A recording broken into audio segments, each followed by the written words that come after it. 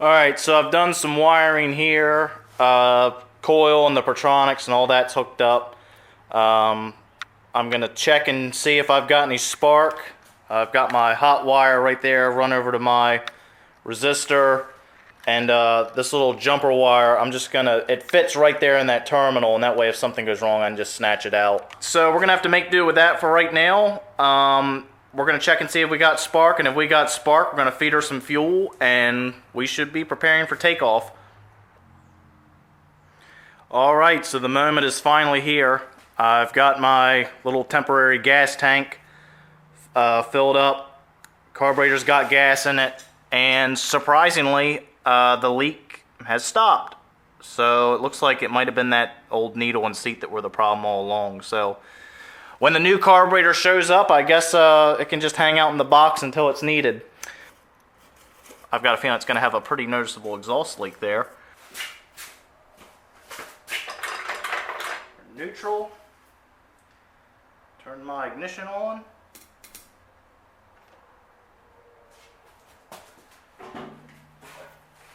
Let's see what she does.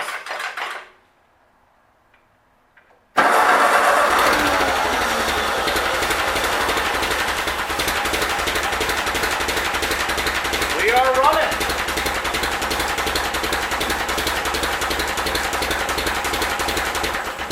Uh-oh. Come on. Come on, girl. Come on. There we go.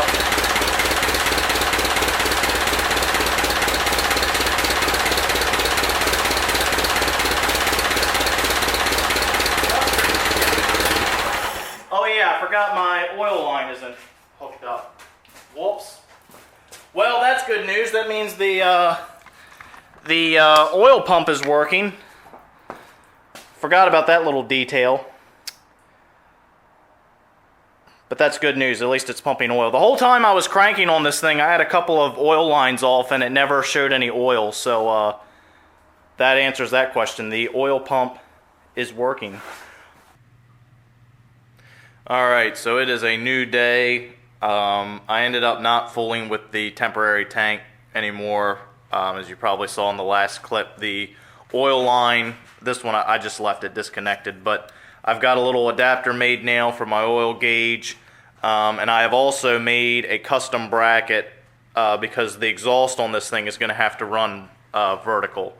If it goes down in the water, I don't think it would hurt anything, but the exhaust probably isn't going to like getting dipped into, where I live at least, it's mildly salty water, so that thin exhaust pipe probably wouldn't care too much for salt water. But anyway, it goes from the battery box over, it's a piece of angle that runs all the way down to my custom built little coil mount, and then it actually juts across and then just bolts behind the canister filter there, which gives it pretty good down pressure. It doesn't move down with this piece of flat bar going down, it doesn't want to do, but from side to side as the pipe expands, it will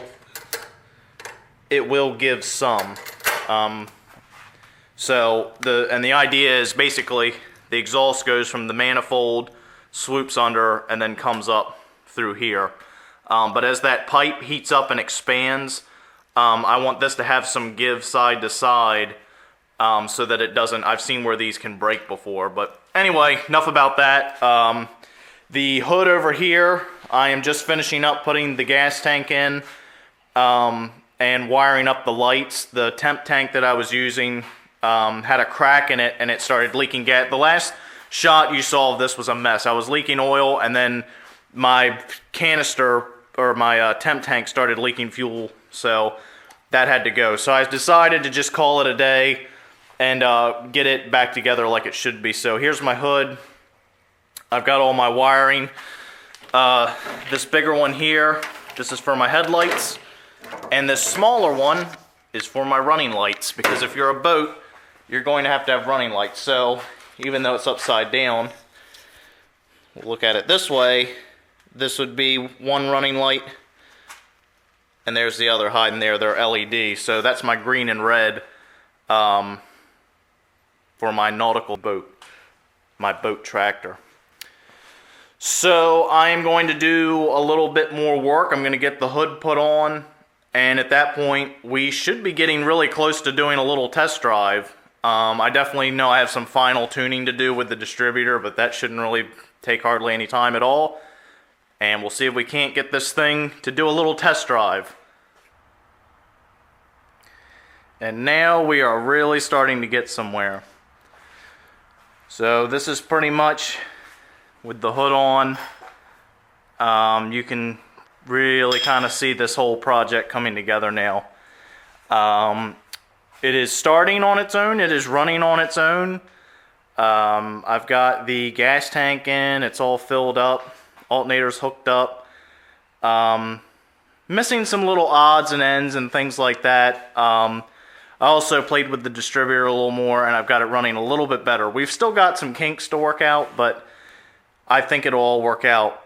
But I have reached the point that anyone who's worked on a project before looks forward to, and that's the part where you get to drive it after lots of work. So the other tractor has donated its tire yet again. I'm going to get that put on, and we should be looking at a test drive here pretty soon.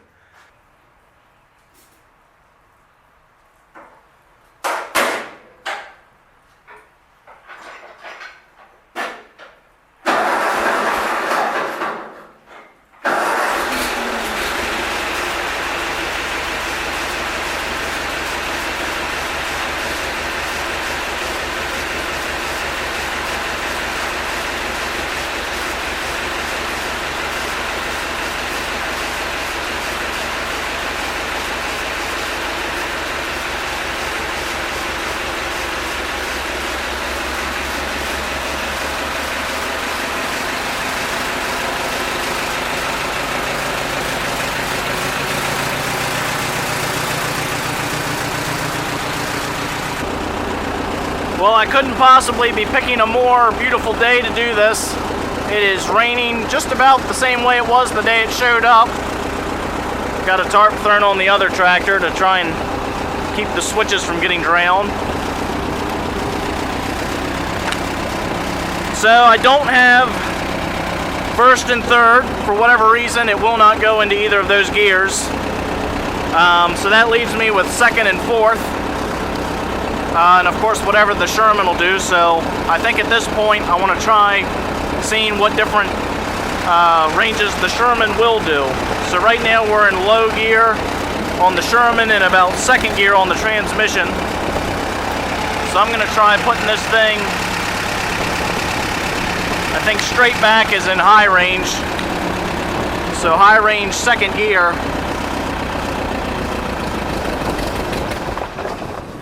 I had a feeling that was going to happen. We're not quite tuned up yet. Try a little more throttle. Maybe a little bit of choke.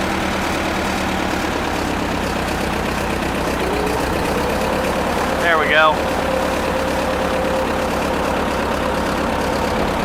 I heard online that these Shermans would whine pretty good sometimes. This one, I can hear it right now, but it doesn't sound too god-awful bad.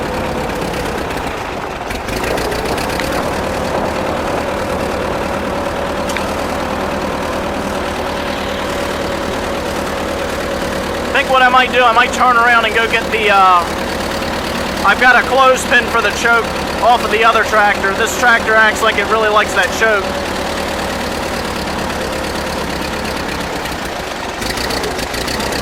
Yeah, she's wanting to die. That carburetor isn't quite tuned up right. Let me try doing some tuning and we'll be right back. Alright, so we've got our handy dandy clothespin on there to hold the choke out some.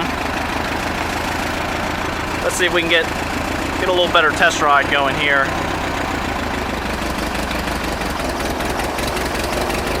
Sounds like the governor's working for the most part. Definitely a lot of tuning to do. Alright, let's try second gear. Still in high range with the Sherman, give her a little bit of throttle.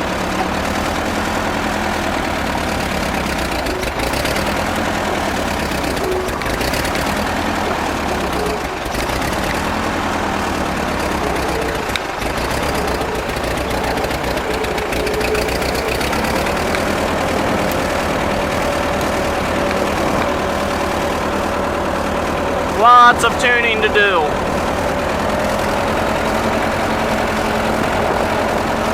I don't think we're even going to be able to get her into 4th gear high.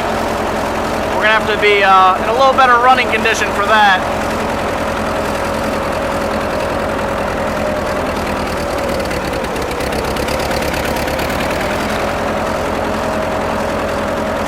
Yeah, we've got some carburetor issues.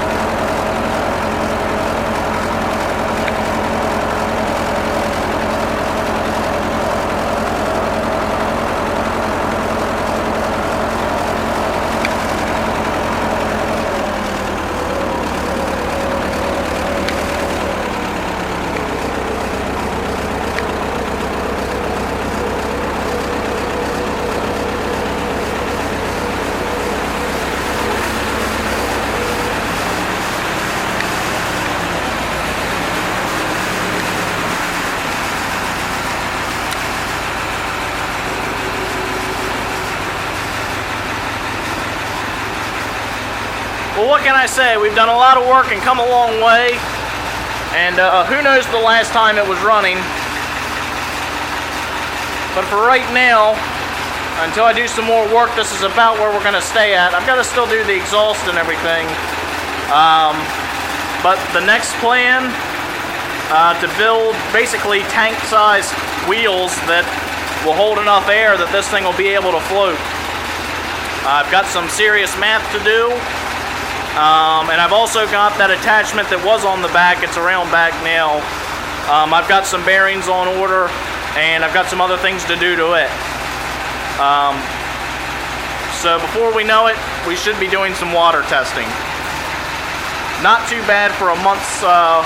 It was actually, I was one day off. It was about from the time I got it to the time I got it running. It was exactly 1 month plus 1 day. So not bad for a month's work. So until next time, we will see you later.